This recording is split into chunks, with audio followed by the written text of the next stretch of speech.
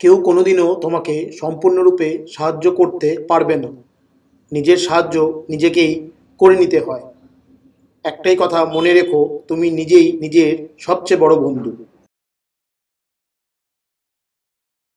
আমি বহু পাহাড় পর্বতে ঘুরেছি, কিন্তু ব্রাহ্মণ দেখলাম তিনজন: মক্কায় আব্দুল গফুর, ভারতে তৈলঙ্গ স্বামী এবং আমি নিজেকে। চাঁদ ও সূর্যের মধ্যে যেমন কোনো তুলনা হয় না, ঠিক তেমনি তোমার জীবনটাকেও অন্যের সাথে তুলনা করো না। যার যখন সময় আসবে সে তখনই জ্বলে উঠবে। রণে বনে জলে জঙ্গলে তোরা যখনই বিপদে পড়বি আমাকে স্মরণ করিস, আমি রক্ষা করব। হ্যাঁ, তোমরা এই যে বাণীগুলো শুনলে, যার সম্বন্ধে এই বাণী, আজ তাকে নিয়েই আমরা ব্লগ করতে চলেছি। হ্যাঁ, বাবা লোকনাথ ব্রহ্মচারী। আজ আমাদের ট্রাভেল ব্লগ হলো শিলিগুড়ি দাগাপুরের বাবা লোকনাথ মন্দিরের বাবা লোকনাথ ব্রহ্মচারী। আসুন দেখিনি আমাদের এই ট্রাভেল ব্লগটি।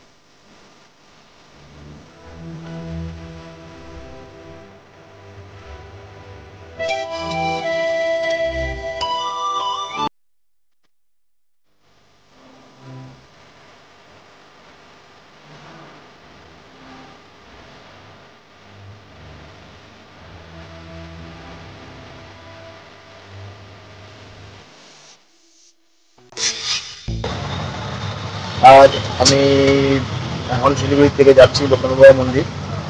তো আমি এই মুহূর্তে চম্পাশাড়িতে আছি, আমার নিজের বাড়ি। এখান থেকে যাব লোকনাথ বাবা মন্দির। আমি বাড়ির ওখান থেকে লোকাল টোটো করে আসলাম চম্পাশাড়ি মোড়। এখান থেকে একটা অটো রিজার্ভ করে এখান থেকে যাবো হচ্ছে বাবা লোকনাথ মন্দিরে। অনেকদিন পর বাবা লোকনাথ মন্দিরে যাওয়া। এখান থেকে অটো রিজার্ভ করে তোমরা প্রায় এমনিতেও যেতে পারো, মানে ভেঙে ভেঙে যেতে পারো। যে এখান থেকে আসলাম, ওখান থেকে তবে 10 টাকা অটো, আবার এখান থেকে অটো করে দার্জিলিং মোড়, আবার ওখান থেকে অটো করে লোকনাথ মন্দির যেতে পারো। তা আমি চম্পাশাড়ি মোড়ে এসে এখান থেকেই অটো রিজার্ভ করে যাচ্ছি। 100 টাকা দিয়ে অটো রিজার্ভ করে বাবা লোকনাথ মন্দিরে আমি এখন যাচ্ছি। সবে পার করলাম। গুড মর্নিং বন্ধুরা, আজ 16ই নভেম্বর 2023 আবার আমরা একটা নতুন ট্রাভেল ব্লগ নিয়ে তোমাদের সামনে চলে আসলাম। আমাদের থাম্বনেলটা দেখেই বুঝতেই পেরেছো ডেস্টিনেশনটা কোথায়। এই মুহূর্তে আমি শিলিগুড়ি চম্পাশাড়ি অঞ্চলে সংলগ্ন এলাকায় আছি।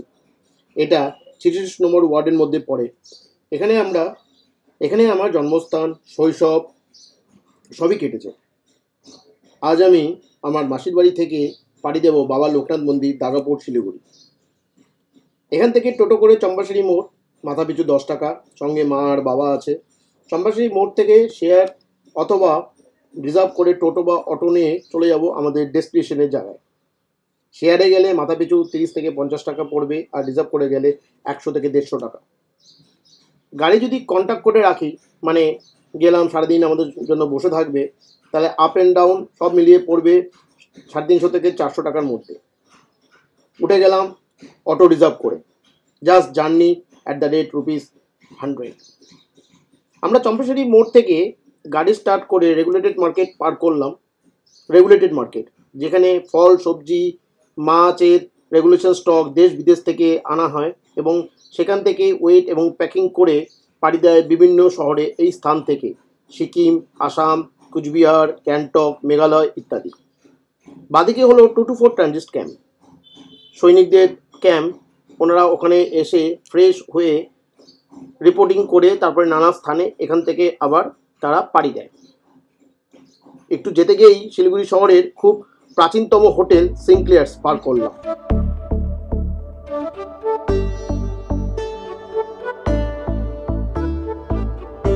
সামনে মাল্লাগুড়ি মোড়। এখান থেকে রাস্তা 3 ভাগে ভাগ হয়েছে। বাদিক গেলে মাল্লাগুড়ি থেকে সোজা মহানন্দা ব্রিজ হয়ে হিলকার্ড রোড, হাসমি চৌক, মার্কেট মোড়, কোর্ট মোড়, শিলিগুড়ি জংশন, এনবিএসটিসি, সিকিম বাস ট্রান্সপোর্ট এবং এনজেপি রুট।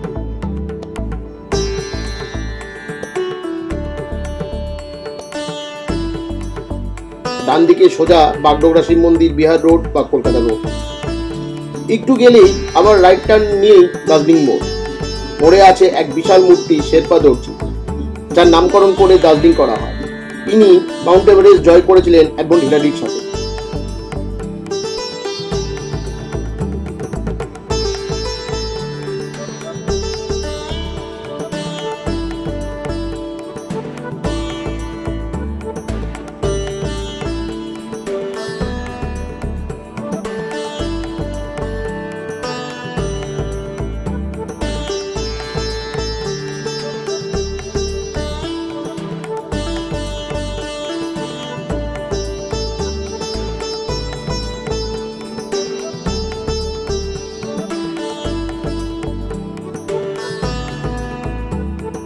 এই রাস্তা সোজা বয়ে গেছে সুকনা, মধুবন, পার্ক, মিরিক, কাশিয়াং, রোহিণী রুটের দিকে। এই রুটে অনেক অফবিট লোকেশনও আছে। আশা করি আমি এই অফবিট লোকেশনগুলো তোমাদের দেখানোর চেষ্টা করব।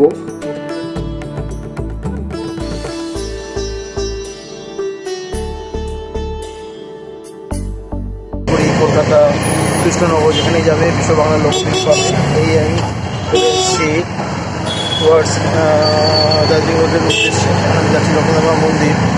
পাশে দেখো এখানে একটা দেখা যাচ্ছে, ব্রিজ দেখা যাচ্ছে, যেখানে লেখা আছে Sukna 8 kilometre, Tindharia 25 kilometre, Kurseong 45 kilometre, Sonada 60 kilometre, ঘুম 70 কিলোমিটার এবং দার্জিলিং 77 কিলোমিটার। এই যে আমরা এখন সবে পার করলাম, এই ব্রিজটাকে পার করলাম, দেখতেই পাচ্ছ। এই আমরা যাচ্ছি লোকনাথ উদ্দেশ্যে। একটু পরেই আমাদের সঙ্গে আমরা মিট করবো, দার্জিলিংয়ের সঙ্গে আমরা মিট করবো। একটু পরে মিট করলে দার্জিলিং লাইন আমরা পেয়ে যাবো। এই রাস্তায় এসে গেছে দার্জিলিং লাইন, আমার এই পাশ দিয়ে যাচ্ছে দার্জিলিং লাইন। দেখো এই রাস্তার পাশ দিয়ে দেখা যাচ্ছে দার্জিলিং দার্জিলিং বোর্ডে কাউন্সিলের এই যে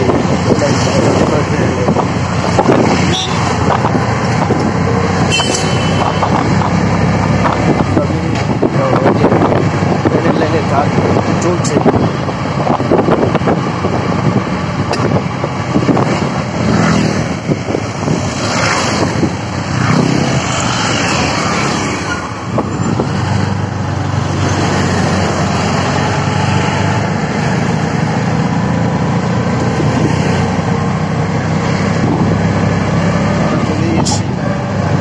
আর ঠিক 2-3 মিনিটের মধ্যে এই আমাদের বাদিকে পড়ছে বাবা লোকনাথ ধাম। এটা অনেক পুরনো ধাম, এই চলে এসছে বাবা লোকনাথ ধাম।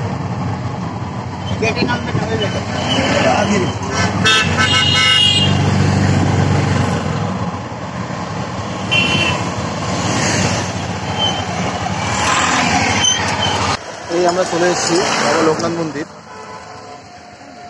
এই বাবা লোকনাথ মন্দির আমরা চলে এসেছি, লোকনাথ মন্দিরের এটা 1 নম্বর গেট। এই হলো আমাদের ডেস্টিনেশন, বাবা লোকনাথ মন্দির।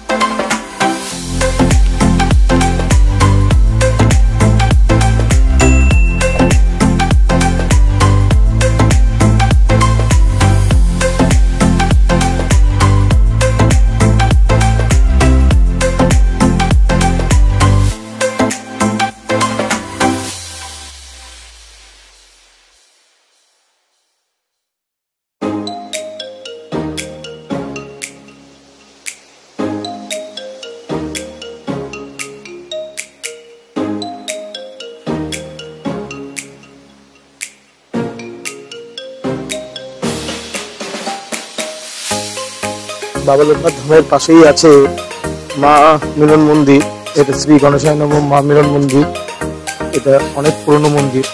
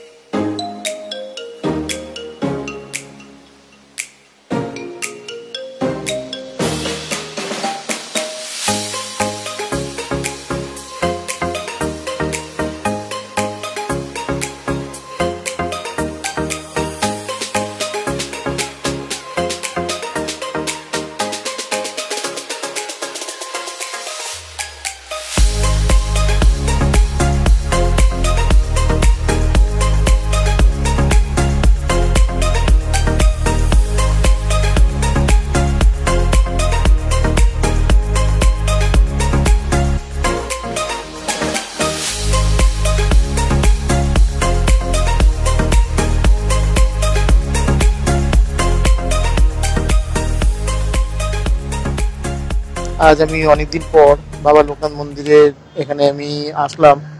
এই বাবা লোকনাথ মন্দির পাশেই আছে মা মিলন মাতার মন্দির, যেখানে অবস্থিত আছে গণেশ, শিব, মা মিলন মাতা, হনুমানজি ঠিক আছে, আরো অনেক দেব দেবী এখানে আছে, রাধাকৃষ্ণ আছে, ঠিক আছে, জগন্নাথ মহাপ্রভু, সুভদ্রা, মা সুভদ্রা, বলরাম সবাই আছে। এই হচ্ছে জগন্নাথ দেবের মন্দির, দেখলাম মা মিলন মাতার মন্দির। এই হচ্ছে আমাদের লোকনাথ ব্রহ্মচারীর এই মন্দির।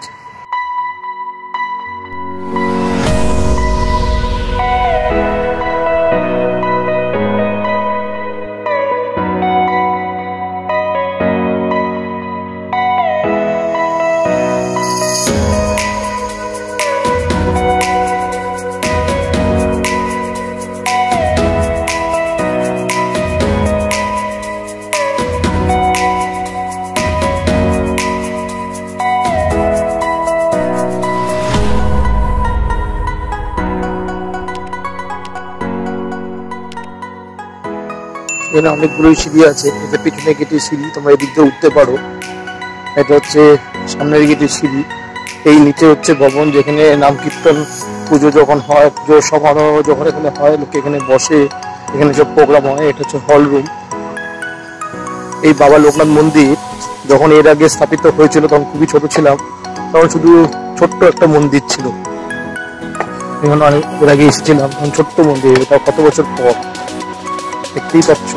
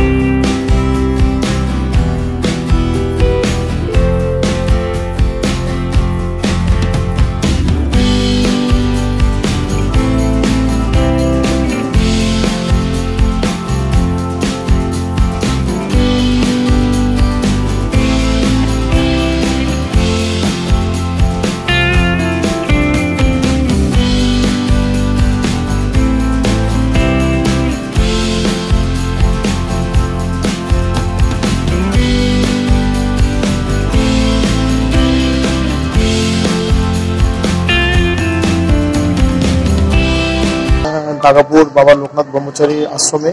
এই আশ্রম অনেক পুরনো, এটি 90 দশকের আশ্রম।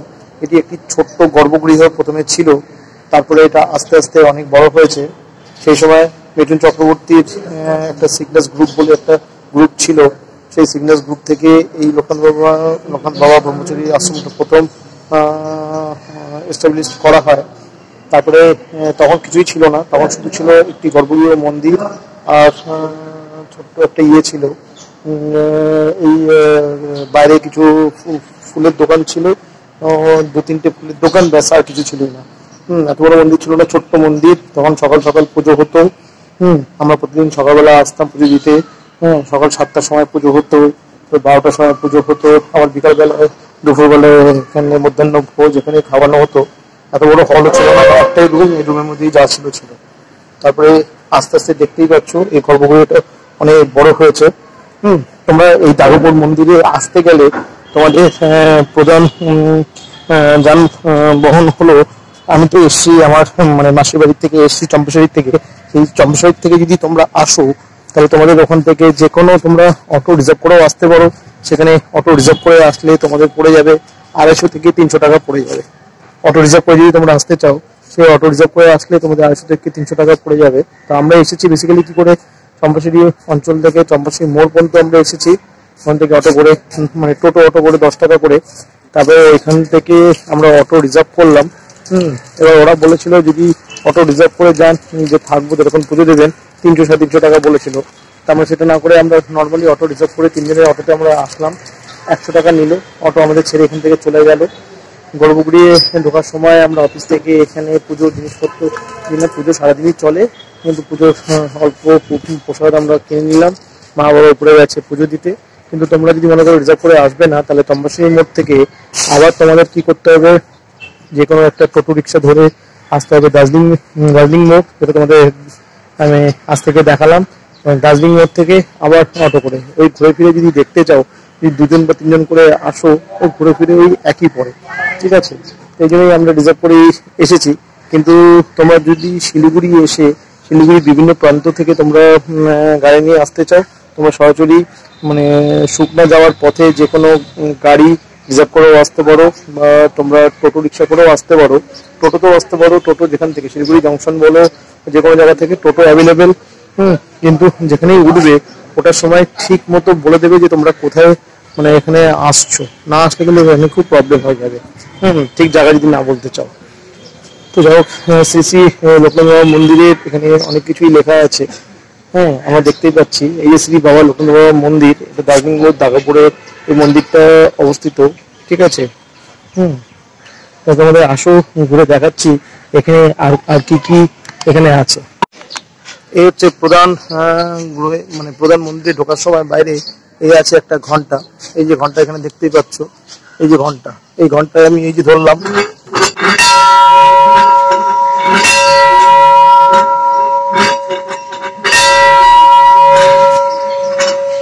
এই হচ্ছে এখানে একটা মানে জল খাওয়ার একটা এখানে হাতির মতো করা আছে। এখানে এসে যারা যাত্রীরা আছে বা যারা অন্য যাত্রীরা এখানে এসে তোমরা জলপান করতে পারো। খুব সুন্দর সিস্টেম এখানে করেছে।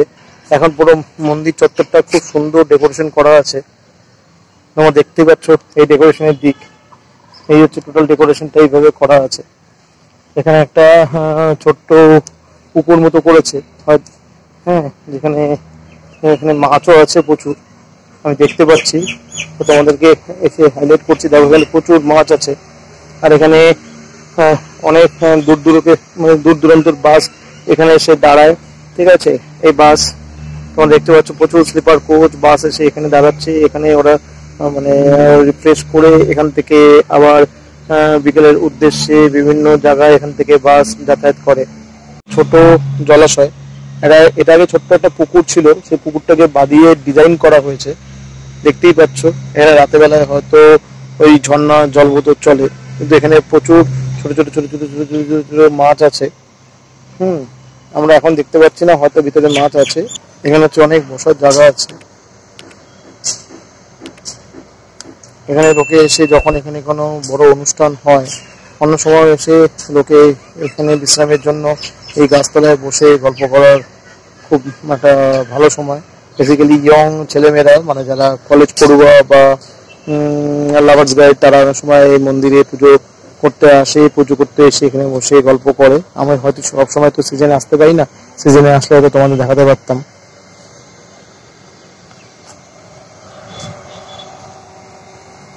এই এখন চলেছি আমি অন্য একটা দিকে। এখানে সামনে আমি দেখতে পাচ্ছি যে এখানে অ্যাম্বুলেন্স রাখা আছে, মানে বাবা লোকনাথ মন্দির প্রদেশ। এখানে কোনো কাজ হলে এখান থেকে তুমি অ্যাম্বুলেন্স যে কোনো কাজের জন্য বুকিং করতে পারো। এখানে অ্যাম্বুলেন্স এখানে রাখা আছে।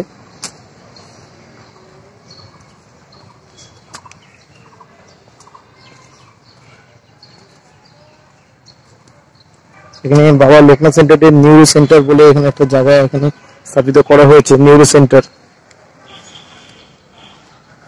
এটা হচ্ছে এখানে বাবার যখন পুজো হয় এখানে হোম যজ্ঞ করার জন্য একটা হোম কুণ্ডুর জায়গা এটা।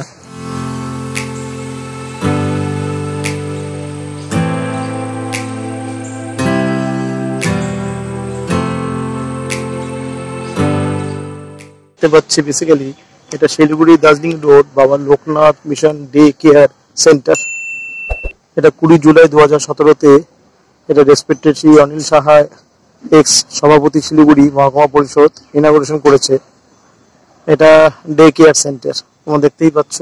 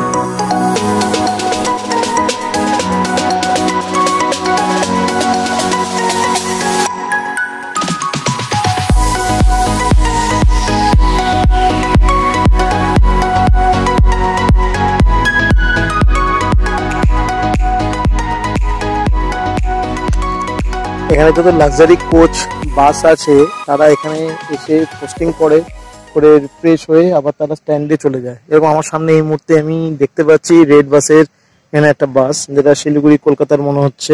এই একটা বাস, এখানে বহরমপুরের গাড়ি দাঁড়িয়ে আছে, বালুরঘাট শিলিগুড়ি কুচবিহারের গাড়ি দাঁড়িয়ে আছে, বহরমপুর ও শিলিগুড়ির উপাসনা বাস সার্ভিস দাঁড়িয়ে আছে, রাঁচির বাস, ঠিক আছে। এরকম অনেক বাসই এখানে দাঁড়িয়ে আছে, যে বাসগুলো এখানে এসে রিফ্রেশমেন্ট হয়ে তারপরে এখান থেকে আবার তারা গন্তব্যস্থানের দিকে আবার চলে যায়।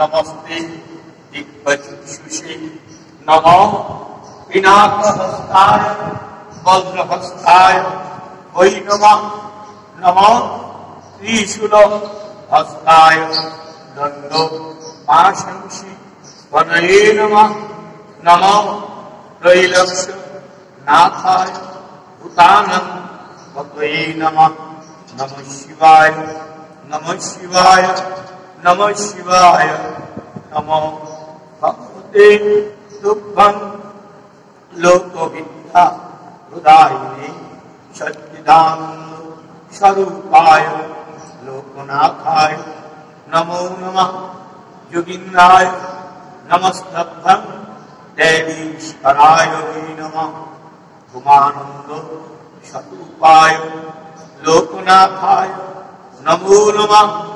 নমঃ সর্বমঙ্গল মঙ্গলে শিবে সর্বার্থ সাধিকে শরণ্যে ত্র্যম্বকে গৌরী নারায়ণী নমস্তুতে। নমঃ সৃষ্টি স্থিতি বিনাশিনঃ শক্তিভূতে সনাতনী গুণাশ্রয়ে গুণময়ী নারায়ণী নমস্তুতে। নমঃ শরণাগত দীনার্থায় পরিত্রাণ পরায়ণে সর্বশক্তি হরিদেবী নারায়ণী নমস্তুতে। নমঃ বিশ্বরূপস্য ভর্যা সুপদ্মে পদ্মালয়ে শুভে সর্বত্র পাহি মাং দেবী মহালক্ষ্মী নমস্তুতে। নমঃ ব্রহ্মণ্য দেবায় গোব্রহ্মণ্য হিতায় চ জগদ্ধায় শ্রীকৃষ্ণায় গোবিন্দায় নমো নমঃ। হে কৃষ্ণ করুণা সিন্ধু দীনবন্ধু জগৎপতে গোপীষু গোপিকাকান্ত রাধাকান্ত নমস্তুতে। নমঃ গুরু ব্রহ্মা গুরু বিষ্ণু গুরুদেব মহেশ্বর গুরুদেব পরম ব্রহ্ম তস্মায় শ্রী গুরবে নমঃ। মণ্ডলাকার ব্যক্তং येन চরাচরং তৎপদং দর্শিতং येन তস্মায় গুরবে নমঃ।